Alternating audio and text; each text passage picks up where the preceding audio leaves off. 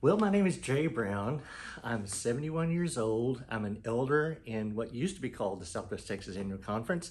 It's now the Rio Texas Conference.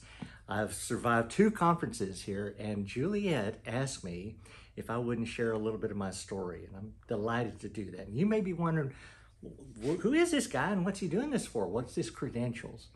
Well, not much. I don't have a lot of credentials, except I have a all-consuming passion to be a straight ally for the LGBTQIA community. That started, I guess, 30, 40 years ago as I was becoming a pastor. And one of the things I did as a pastor, and almost all United Methodist pastors have done, is we base our mission on what does God want us to do? What does God have to say about that? And I have just a few scriptures, just very briefly. The first one is from Genesis chapter 1, verses 31. God saw all that he had made, and it was very good. I want you to just think about that in terms of the LGBTQ situation. A lot of the folks who would come out to me did not see that as a good thing. Their families didn't see it as a good thing. The community didn't see it as a good thing. And the Methodist Church, frankly, if you were a pastor, they didn't see it as a good thing either. So that's one. The second one is from Matthew chapter 22. Matthew was a legalist. He was a scribe. Not a scribe so much, but he wanted to make sure that what are the commands all about? And so in chapter 22, he has a story about Jesus being asked by a Pharisee. Matthew certainly understood that. What was the greatest commandment? And it's this. Matthew chapter 22, verses 34 through 39. Hearing that Jesus had silenced the Sadducees and the Pharisees got together, one of them, an expert in the law, tested Jesus with this question: "Teacher, which is the greatest commandment in the law?" And Jesus replied, "Love the Lord your God with all your heart and with all your soul and with all your mind. And the second is like it. Love your neighbor as yourself. All the law and the prophets hang on these 2 commandments." Pretty good stuff. Here's the last one I'm going to read. This is from 1 John chapter 4. God is love. God is love. Whoever lives in love lives in God, and God in them. There is no fear in love, but perfect love drives out fear, because fear has to do with punishment.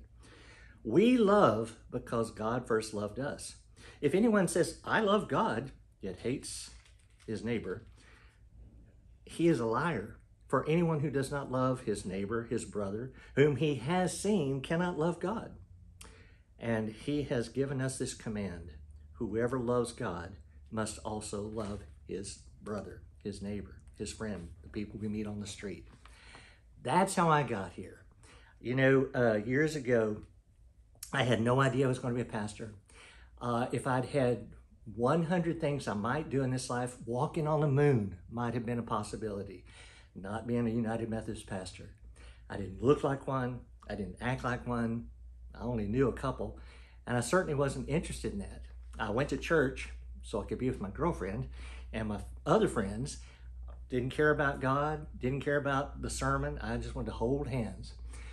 There was a gospel lesson, though, that I listened to pretty well. It was from the Gospel of John and Paul and George and, oh yeah, Ringo. And their gospel said, you know, all we need is love, really. That's really what it's all about. I could hear that. I thought it was a pretty good idea. I thought it was a great idea, and that's really all I wanted to do. One night actually, as I was sitting alone at home, contemplating where I was going, what I was doing in my life, I literally heard God say, I know what this sounds like, I'm just saying, I heard God say, "I have a plan for you." And I thought, okay, straighten up, cut your hair, act nice, be gracious to your parents. And he wanted all those things, I suppose, but he wanted something else, and it was to become a United Methodist pastor. I was astonished. I still am. 38 years after I retired, I still am astonished that that's what he wanted. So I did it anyway. And the thing was, as I got closer and closer, I went to seminary and all the rest of that.